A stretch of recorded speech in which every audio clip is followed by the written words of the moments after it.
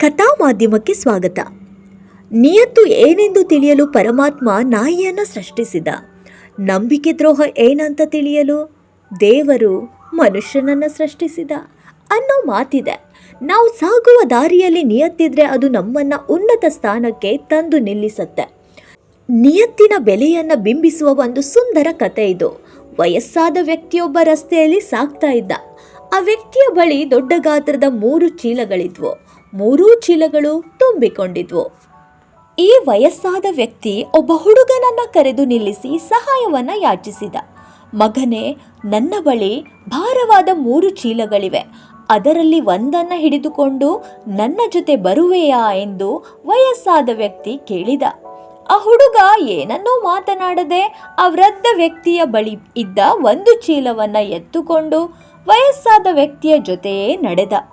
ಸ್ವಲ್ಪ ದೂರ ಸಾಗುತ್ತಿದ್ದಂತೆ ವಯಸ್ಸಾದ ಆ ವ್ಯಕ್ತಿ ಹುಡುಗನಿಗೆ ಹೇಳಿದ, ಮಗನೇ, ನನ್ನ ಬಳಿ ಇರುವ ಇನ್ನೊಂದು ಚೀಲವನ್ನ ಹಿಡಿದುಕೊಳ್ಳುವೆಯಾ? ಆ ಹುಡುಗ ಹೇಳಿದ, ತಾತ, ನೀವು ಒಂದು ಕೆಲಸ ಮಾಡಿ, ನಿಮ್ಮ ಕೈಯಲ್ಲಿರುವ 2 ಚೀಲವನ್ನ ನನಗೆ ಕೊಡಿ. ಆ ವ್ಯಕ್ತಿ 2 ಚೀಲವನ್ನ ಹುಡುಗನಿಗೆ ಕೊಡಲು ನಿರಾಕರಿಸಿದ.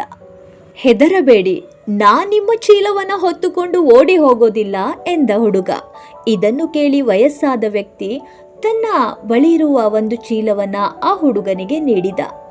1 ಚೀಲವನ್ನ ತನ್ನ ಬಳಿಯೇ ಇಟ್ಟುಕೊಂಡ. ಈ ಚೀಲ ಇಷ್ಟು ಭಾರವೇಕೆ ಎಂದ ಹುಡುಗ. ಏನಿದೆ ಇದರಲ್ಲಿ? ವಯಸ್ಸಾದ ವ್ಯಕ್ತಿ ಹುಡುಗನನ್ನ ನೋಡಿ ಹೇಳಿದ, ನಿನ್ನ ಬಳಿ ಇರುವ 2 ಚೀಲಗಳ ಪೈಕಿ ಒಂದರಲ್ಲಿ ಬೆಳ್ಳಿಯ ನಾಣ್ಯವಿದೆ, ಇನ್ನೊಂದರಲ್ಲಿ ತಾಮ್ರದ ನಾಣ್ಯವಿದೆ. ನನ್ನ ಕೈಯಲ್ಲಿರುವ ಚೀಲದಲ್ಲಿ ಚಿನ್ನದ ನಾಣ್ಯಗಳಿವೆ. ಇದನ್ನು ಕೇಳಿದ ಹುಡುಗ ಆಶ್ಚರ್ಯಗೊಂಡ. ಆ ವ್ಯಕ್ತಿ ಸ್ವಲ್ಪ ದೂರ ನಡೆದು ಬೆಟ್ಟವನ್ನ ಏರಿ ಹಳ್ಳಿಗೆ ಹೋಗಬೇಕಿತ್ತು. ಆಗ ಆ ಹುಡುಗ ಹೇಳಿದ, ತಾತ, ನೀವು ಒಂದು ಕೆಲಸ ಮಾಡಿ, ನಿಮ್ಮ ಬಳಿ ಇರುವ ಚೀಲವನ್ನ ಕೂಡ ನನಗೆ ಕೊಟ್ಟು ನೀವು ಆರಾಮಾಗಿ ಬೆಟ್ಟವನ್ನ ಹತ್ತಿ. ನಾನು ವೇಗವಾಗಿ ಹೋಗಿ ಬೆಟ್ಟದ ಮೇಲೆ ಹತ್ತಿ ನಿಮ್ಮನ್ನ ಕಾಯ್ತಾ ಇರ್ತೇನೆ. ಆ ವ್ಯಕ್ತಿ ತನ್ನ ಕೈಯಲ್ಲಿರುವ ಚೀಲವನ್ನ ಕೂಡ ಹುಡುಗನಿಗೆ ನೀಡಿದ.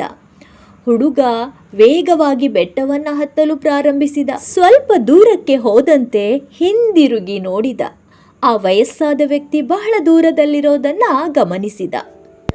ಆಗ ಆ ಹುಡುಗನ ನಿಯತ್ತು ಬದಲಾಯಿತು. ಚೀಲವನ್ನ ಹೊತ್ತುಕೊಂಡು ಅಲ್ಲಿಂದ ಓಡಿ ಹೋದ. ಮನೆಗೆ ಹೋಗಿ ಚೀಲವನ್ನ ತೆರೆದು ನೋಡಿದ. ಆ 3 ಚೀಲದಲ್ಲಿ ಕಲ್ಲು ತುಂಬಿಕೊಂಡಿತ್ತು. ಅದರಲ್ಲಿ ಒಂದು ಪತ್ರ ಕೂಡ ಇತ್ತು. ಅದರಲ್ಲಿ ಹೀಗೆ ಬರೆದಿತ್ತು, ಒಂದು ವೇಳೆ ನೀನು ಈ ಚೀಲವನ್ನ ಹೊತ್ತು ಓಡಿ ಹೋಗದಿದ್ರೆ ನಾನು ನಿನ್ನನ್ನ ಅರಮನೆಯಲ್ಲಿಯೇ ವಿಶೇಷ ವ್ಯಕ್ತಿಯನ್ನಾಗಿ ಮಾಡ್ತಿದ್ದೆ. ವಾಸ್ತವದಲ್ಲಿ ನಾನೊಬ್ಬ ರಾಜ. ನನ್ನ ಅರಮನೆಗಾಗಿ ಒಬ್ಬ ಅರ್ಹ ಆಪ್ತ ವ್ಯಕ್ತಿಯ ಹುಡುಕಾಟದಲ್ಲಿದ್ದೆ. ಅಷ್ಟೇ ಅಲ್ಲ, ಒಂದು ಉತ್ತಮ ಅವಕಾಶವನ್ನ ನಿನ್ನಿಂದಲೇ ನೀನು ಕಳೆದುಕೊಂಡೆ. ನಮ್ಮ ನಿಯತ್ತು ಸ್ವಚ್ಛವಾಗಿದ್ರೆ ನಮ್ಮ ಏಳಿಗೆಗಾಗಿ ಚಿಂತಿಸಬೇಕಾದ ಅಗತ್ಯವೇ ಇಲ್ಲ. ಸ್ವಲ್ಪ ಸಮಯ ಕಾಯಬೇಕಷ್ಟೆ. ಯಶಸ್ಸು ಸ್ವಲ್ಪವೇ ದೂರದಲ್ಲಿರುತ್ತೆ. ಇದು ಮನುಕುಲದ ಮನದಾಳದ ಮಾತು. ಇನ್ನೊಂದು ವಿಚಾರದೊಂದಿಗೆ ಮತ್ತೆ ಸಿಗೋಣ. ಧನ್ಯವಾದ.